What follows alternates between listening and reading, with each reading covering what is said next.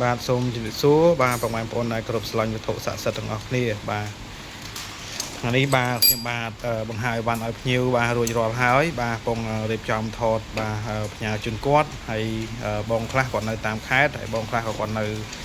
ចិត្តបាទគាត់យកមកដល់ទីតាំងផ្ទាល់បាទសម្រាប់តួអង្គនេះគឺរូបកម្មាទេពបាទឬក៏ម្លេងកងវាលបាទមានចំនួន2អង្គបាទបងប្អូនណាចំនួន2អង្គបាទហើយសាងចេញពីប្រភេទមែក7បាទដែលមានបញ្ញាក្អែកទុំពីលើបាទប៉ុន្តែយើងកាត់បញ្ញាក្អែកចេញអស់ហើយយើងឆ្លាក់ជាតួអង្គដាច់បាទយើងឆ្លាក់ជាតួអង្គដាច់បាទសម្រាប់មែក7នេះបាទហើយសម្រាប់7នេះគឺមកពីខាងទឹកដីខេត្តតាកែវបាទប៉ុន្តែគាត់ថាបងប្រុសនៅខាងថ្នល់តឹងនេះក៏បានជាវពីអ្នកគេនៅខាងខេត្តតាកែវបាទគេកាប់ខ្លួនឯងផ្ទាល់ដៃបាទហើយគាត់ជាវមកក៏គាត់បានយកមកឆ្លាក់ជាតួអង្គបាទកុមារទេពឬក៏ម្លេងកងវាលបាទបញ្ញាក្អែកដើម7នេះបាទស្អាតណាបងប្អូនបាទហើយចម្លាក់គឺខ្ញុំបានឆ្លាក់ដល់ដៃ 100%បាទស្អាតបាទកម្ពស់បាន6ហ៊ុនបាទបងប្អូនណាបានខ្ពស់បាន6ហ៊ុនបាទហើយនេះគឺជារូបកុមារធរណីដែលសាងចេញពីនឹងពួនដើម7ហ្នឹងបាទពេលនឹងពួនដើម7លេះបាទសាច់ខ្មៅស្អាតណាបងប្អូនបាទមិនមែន2អង្គដែរបាទម្ចាស់គាត់តែមួយណាបាទគាត់ឆ្លាក់ជូនប្រពន្ធគាត់ឬក៏ប្អូនស្រីគាត់ឬក៏បងស្រីគាត់ណាបាទហ្នឹងហើយហើយពោះកកមកល្មមបាទຂະຫນាតសម្រាប់នៅស្រីបាទកម្ពស់បាន4ហ៊ុនបាទ4ហ៊ុនកន្លះបាទ4ហ៊ុន5លីបាទសម្រាប់ຂະຫນាតបាទស្រីណាបាទប្រពន្ធបាទឬក៏បងប្រុសឬក៏ប្រពន្ធគាត់អូនគាត់ចឹងណាបាទហើយសម្រាប់ខាងនេះបាទគឺលោកតាព្រះមេសីប្រសាទបាទរបស់បងប្រុសនៅខាងកំពង់ស្ពឺបាទនៅខាងខេត្តកំពង់ស្ពឺបាទហើយគាត់បានយកបញ្ញានេះមកដល់ទីតាំងខ្ញុំផ្ទាល់បាទគាត់នៅឆ្ងាយដែរបាទត្រង់ប្រហែលជាចូល40គីឡូជាង50គីឡូបាទគាត់អាចជិះម៉ូតូមកដល់បាទហើយនេះគឺជាព្រះអង្គប្រក់នេះបាទរៀងងឹតតិចដែរបងប្អូនអាមេជាភ្លៀងបាទអញ្ចឹងណាបាទខ្ញុំធ្វើវីដេអូហើយខ្ញុំឆាត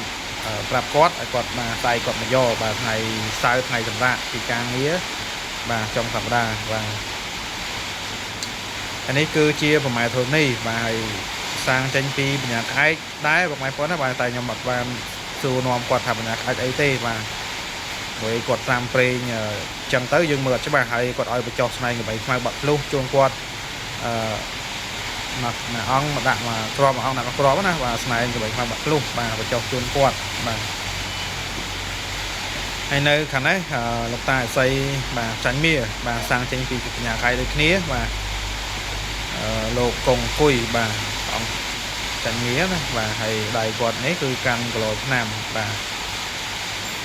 ហើយសម្រាប់បងប្អូនដែលគាត់ចង់ឆ្លាក់បាទមានបញ្ញាក្អែកបាទរកជីឆ្លាក់មិនទាន់បានបាទឬក៏មិនហ៊ានផ្ញើទៅណាទៅណីបាទខ្លាចបាត់បង់អីវ៉ាន់បាទខ្លាចបាត់បង់បញ្ញាក្អែកបាទបងប្អូនអាចផ្ញើមកកន្លែងខ្ញុំបានបាទហើយធានាជូនបាទបងប្អូនណាមិនឲ្យបាត់បង់អីវ៉ាន់បងប្អូនទេបាទខ្ញុំធានាជូនបាទឆ្លាក់ហើយនឹងផ្ញើជូនបងប្អូនវិញបាទពេលដែលខ្ញុំឆ្លាក់ហើយណាបាទខ្ញុំនឹងផ្ញើជូនបងប្អូនវិញបាទហើយសម្រាប់ខ្មៅនេះបាទគឺជាប្រភេទស្នែងកបីខ្មៅបាទបក់ស្ដើងបាទប្រភេទស្នែងកបីខ្មៅបក់ស្ដើងតៃសាណាបាទហើយយើងសាងចេញរូបរាងចេះគឺជាប្រភេទមេបតោងបាទបងប្អូនណាមេបតោងបាទហើយគាត់កំងចំនួន10គ្រាប់បាទគាត់កំងចំនួន10គ្រាប់បាទហើយគាត់ទៅតម្លើងខ្សែកហើយគាត់ចាយន់ចាអីទៀតបាទបងប្អូនណាគាត់ចាយន់ចាអីទៀតប៉ុន្តែនេះបើសិនតែយើងចាយន់ហើយយើងមើលទៅគឺអាចស្អាតជាងហ្នឹងបាទឬក៏យើងរៀបខ្សែកហើយយើងមើលទៅអាចសមឬក៏ស្អាតជាងហ្នឹងណាបាទមានចំនួន10គ្រាប់បាទផ្នែក8ខ្មៅបាទហើយសម្រាប់បងប្អូនដែលគាត់ចង់ឆ្លាក់បាទហើយទីតាំងសម្បត្តិគឺនៅខាងស្រុកអង្គស្នូខេត្តកណ្ដាលផ្លូវលេខ4បាទបងប្អូនមកពីខាងភ្នំពេញបាទចេញមកតាមវងមូលចំចៅបាទមកតាមផ្លូវលេខ4មកដល់គីឡូលេខ24បាទបងប្អូនអាចដល់ទីតាំងខ្ញុំបាទហើយបាទ